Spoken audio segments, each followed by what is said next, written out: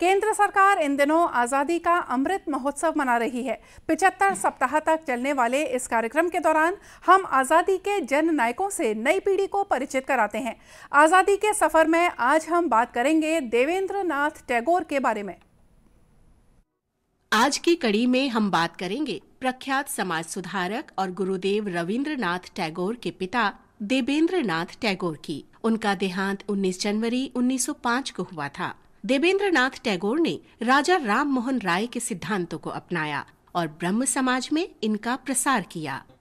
देवेंद्र नाथ का जन्म 15 मई 1817 को कलकत्ता के एक संयुक्त परिवार में हुआ था। उनके पिता द्वारकानाथ ठाकुर उद्योगपति थे। देवेंद्र नाथ को युवावस्था में ही दूसरों से अलग रहने की भावना विकसित हो गई थी और 30 वर्ष का होने तक वे आध्यात्मिक सत्य की खोज में अधिक समय व्यतीत करने लगे थे। बाद में तो जैसे वे उसी पथ के राही बन गए। देवेंद्र नाथ ने तत्व बोधिनी सभा की स्थापना की, जो दार्शनिक जिज्ञासा के माध्यम से आदि धर्म और उपनिषदों की शिक्षा को प्रोत्साहन देती थी। इसके लिए देवेंद्र नाथ ने तत्व बोधिनी पत्रिका भी आरंभ की। उस पत्रिका में ब्रह्म धर्म के औचित्य पर लेख होते थे। उसमें आस्तिकतावाद के साथ साथ महिला शिक्षा, विधवा विवाह का भी प्रचार प्रसार किया जाता था। पत्रिका में बहुविवाह प्रथा की निंदा भी की जाती थी। 21 दिसंबर 1843 से देवेंद्र नाथ ने समाज को आध्यात्मिक समुदाय में बदल दिया, जो प्रार्थना के लिए नियमित रूप से एकत्र होता था। देवेंद्र नाथ ने 1848 में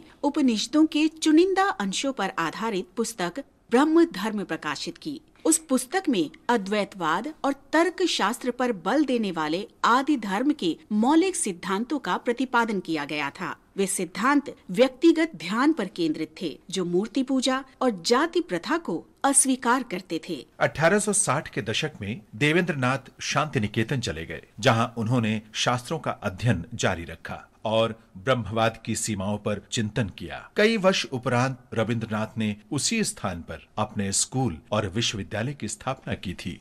अंतिम समय तक देवेंद्र नाथ भारतीय समाज की बेहतरी के लिए कार्य करते रहे। इस महान भारतीय की स्मृति को शत शत नमन।